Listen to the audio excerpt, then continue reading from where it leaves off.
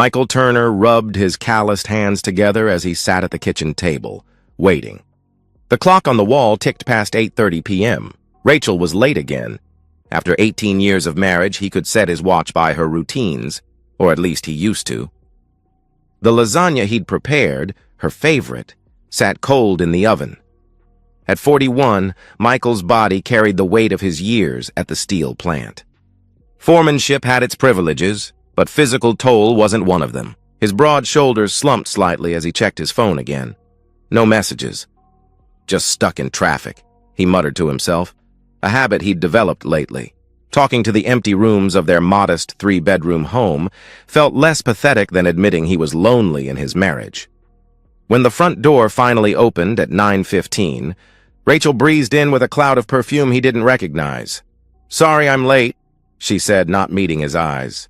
Work meeting ran long. Michael rose to kiss her, but she turned, offering only her cheek. "I need a shower." "Been a long day," she murmured, pulling away. He watched her disappear upstairs, noticing how she clutched her phone. 3 months now since they'd made love.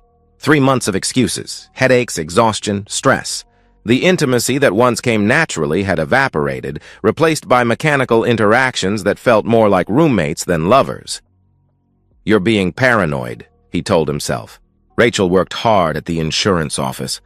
Everyone was stressed these days, but dinner that night followed the script of their new normal. Rachel picked at her food while scrolling through her phone.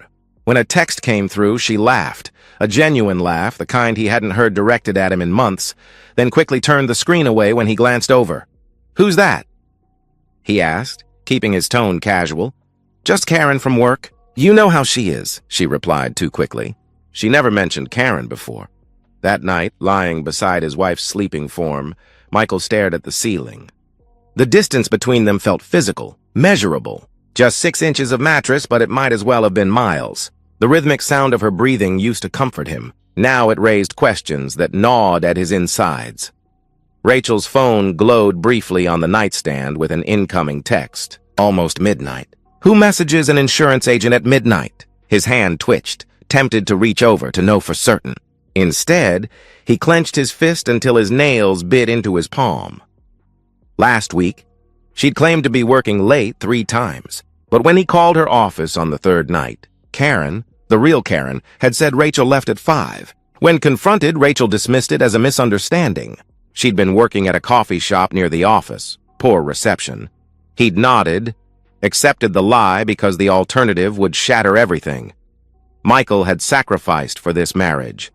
Passed up a management opportunity in Pittsburgh because Rachel didn't want to leave her family. Worked double shifts to afford the down payment on this house. Built the backyard deck with his own hands because she wanted a place to entertain friends who rarely visited anymore. Now her phone glowed again in the darkness. "What if I'm not imagining this?" he whispered to the darkness. Michael stared at Rachel's phone on the nightstand, his fingers trembling inches away. One touch, one swipe, and he'd know. Instead, he pulled back, turned away. "If she's hiding something," he muttered, his jaw tight, "I'll find out the right way." Michael sat in his truck outside Harley Investigations, stomach churning with acid. 3 days of internal debate had led him here to this nondescript office with its faded blinds and discreet signage. He checked his watch. 7:30 a.m. His shift didn't start until noon. No one would miss him. Inside, Jim Harley's handshake was firm, his eyes devoid of judgment. The office smelled of coffee and paper. "I never thought I'd be doing this," Michael said, hating how his voice cracked. "No one ever does," Harley responded with a knowing nod. "But sometimes you need peace of mind." The words peace of mind lingered as Michael wrote the check for the retainer fee. $2,000, nearly a month's savings, for what he prayed would be evidence of his paranoia. Harley promised updates within days. The first report came faster than expected. Just 48 hours later, Michael sat in his truck during lunch break, staring at an email attachment. His thumb hovered over the download button for 3 full minutes before he tapped it. The photos loaded one by one.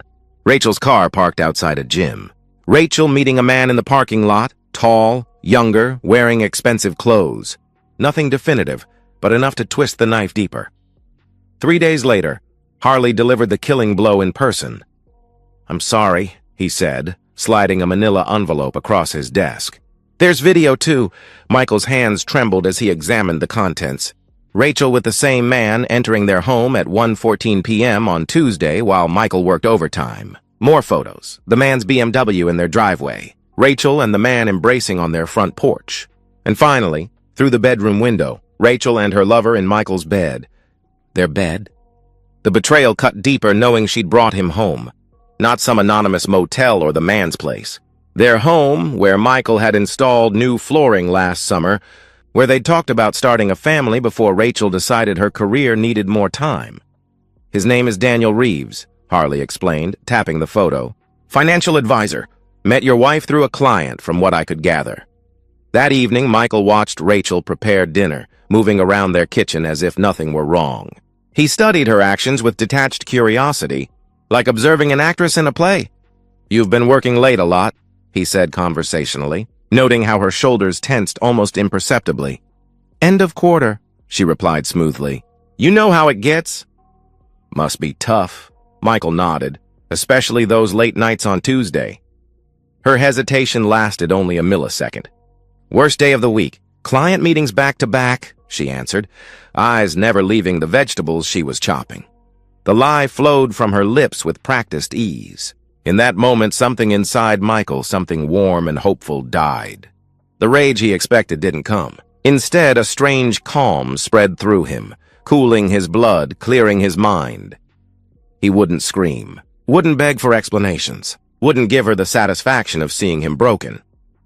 Later, alone in his truck, Michael re-watched the video. Rachel laughing with Daniel in their kitchen, drinking wine from glasses they'd received as wedding gifts.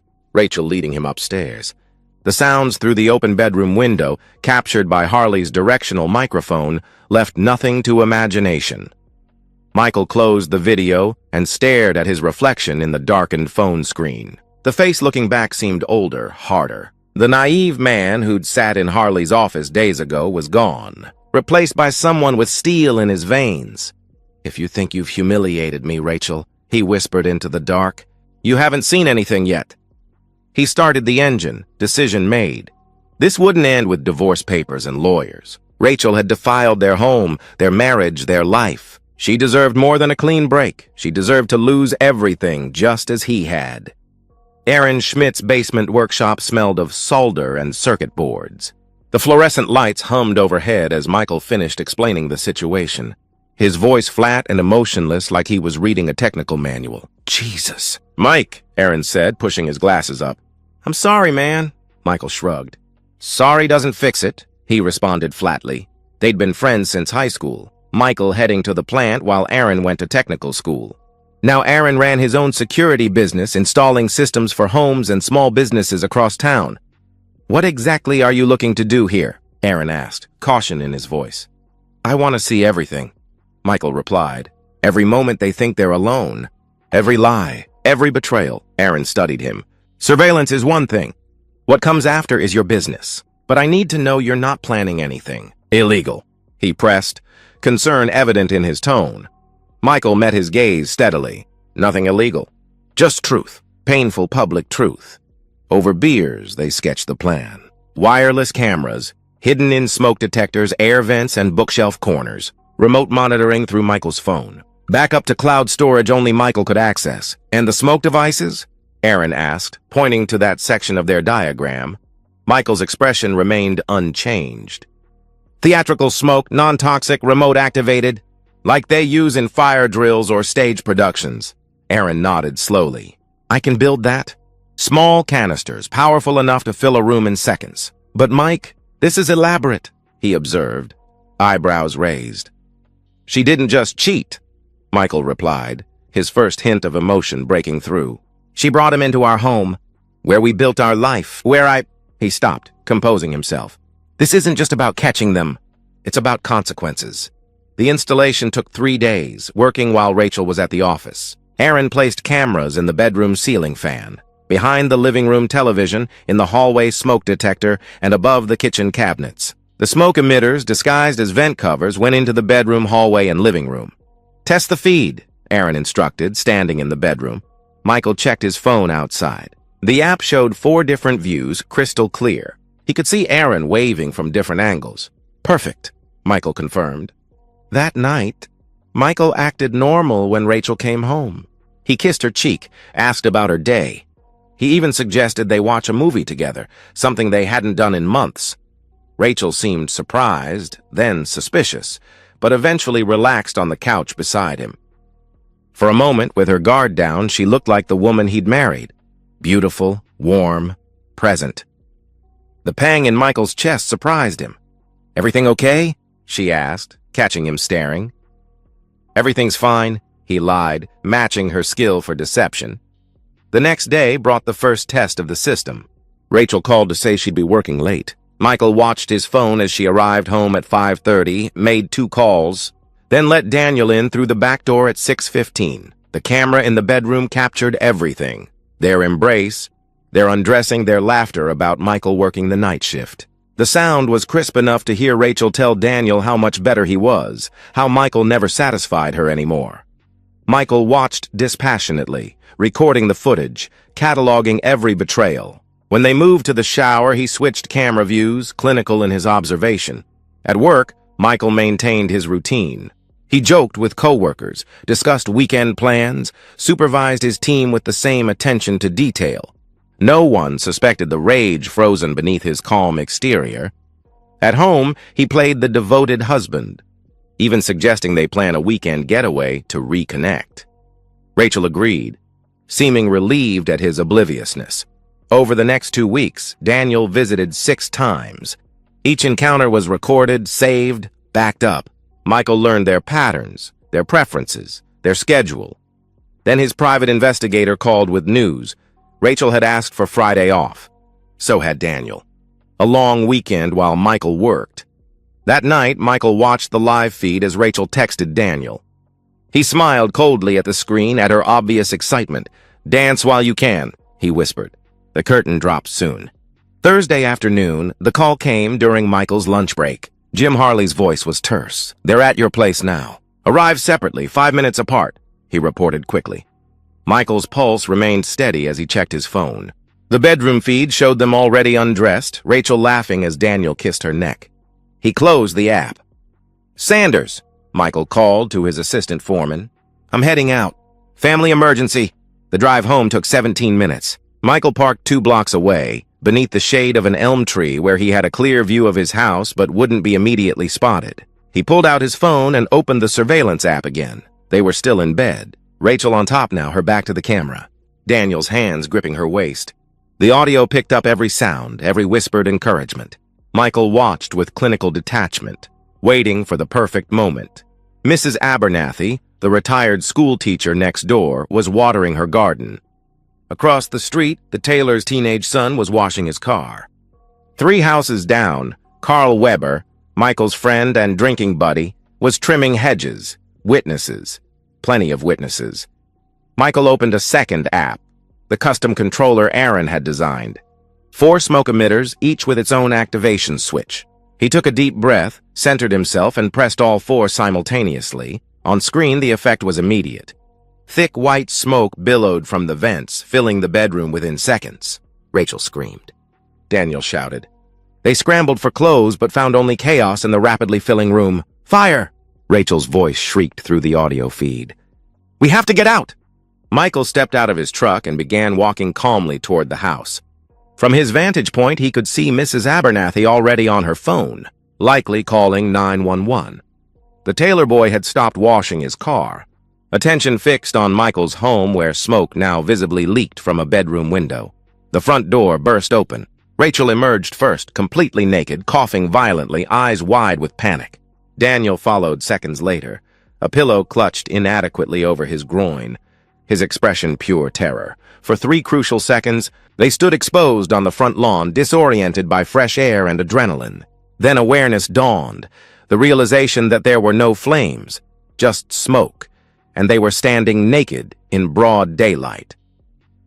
Rachel saw Mrs. Abernathy first, the old woman's mouth open in shock. Then the tailor boy, already holding up his phone, recording. By then, neighbors from 3 houses down were emerging, drawn by the commotion, and then she saw Michael, walking slowly up the sidewalk, his expression perfectly terribly calm. "Michael!" Her voice cracked with horror. Fire department's on their way," he said loudly enough for everyone to hear. "Seems there was a lot of smoke, but no actual fire. Interesting." Daniel tried to back toward the house, but Carl Weber and another neighbor moved to block his path. "That's him, right?" Carl asked Michael, grabbing Daniel's arm. "The one you told me about?" Michael nodded, his eyes never leaving Rachel's face. "That's him," he confirmed coldly. Daniel struggled as Carl and the other neighbor roughed him up, knocking away the pillow, leaving him exposed to the growing crowd and their camera phones. "You can't do this!" Daniel sputtered, blood trickling from his lip. "I didn't do anything," Michael replied calmly. "You did this. Both of you." Rachel had fallen to her knees, trying to cover herself, tears streaming down her face. "Please, Michael," she begged. "Please stop this." He crouched beside her, his voice low but carrying in the hush that had fallen over the spectators. "You thought you'd humiliate me in my own home," he said. "Now the whole town sees you for what you are." The fire truck arrived 5 minutes later, followed by a police cruiser. By then, Michael had retrieved a blanket from Mrs. Abernathy for Rachel, his actions appearing compassionate to observers. Daniel had managed to grab his pants from inside but remained shirtless, handcuffed for disturbing the peace after taking a swing at Carl. The fire captain quickly determined there was no fire, just a triggered smoke system.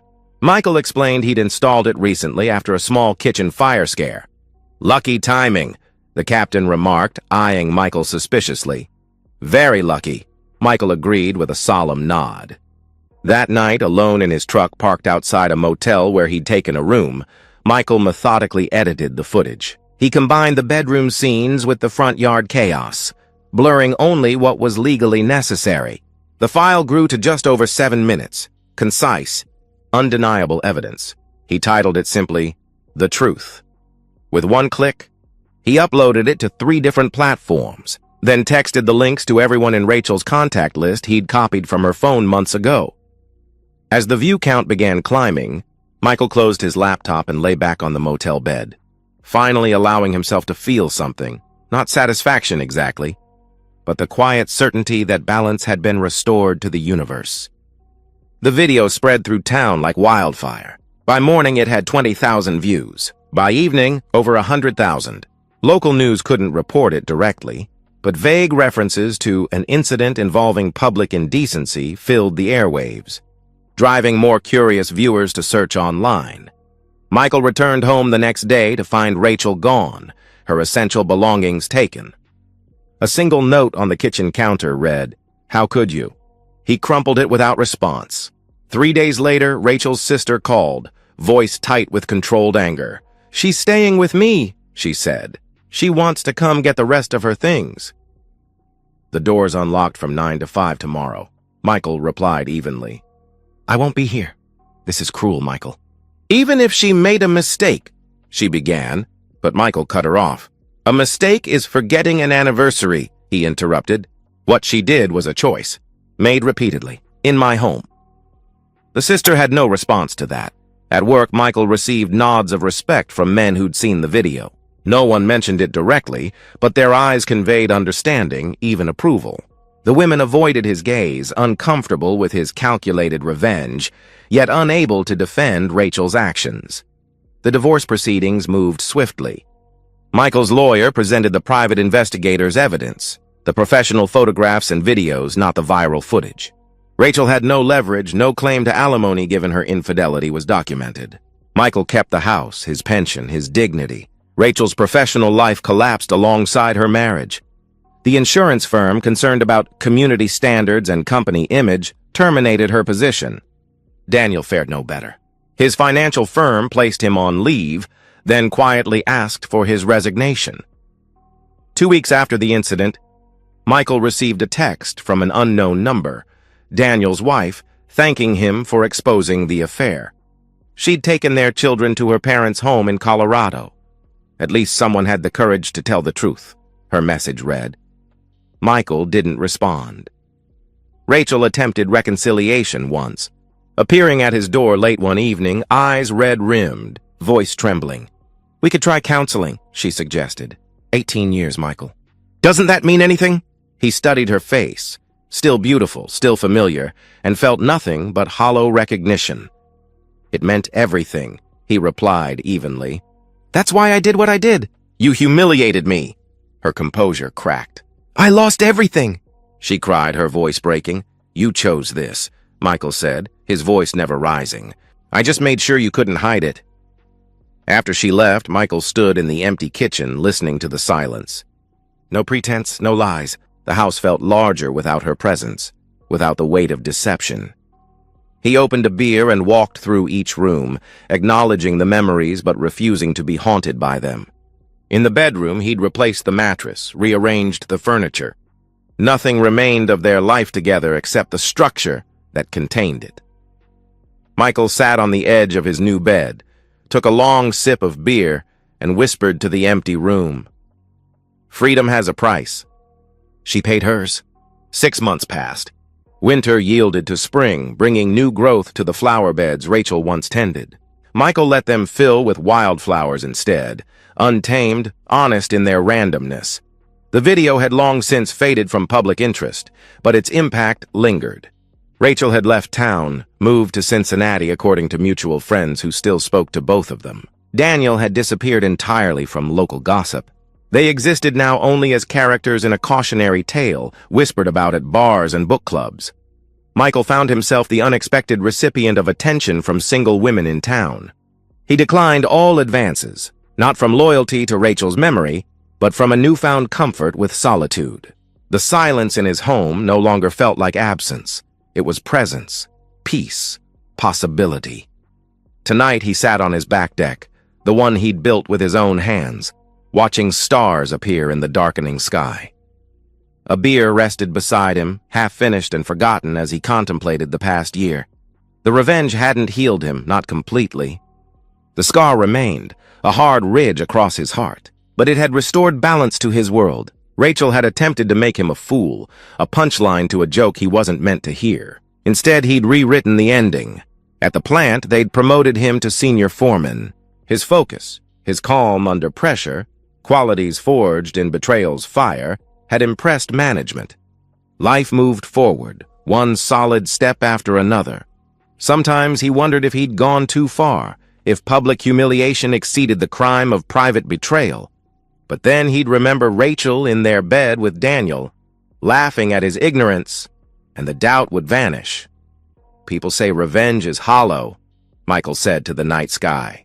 Maybe they're right.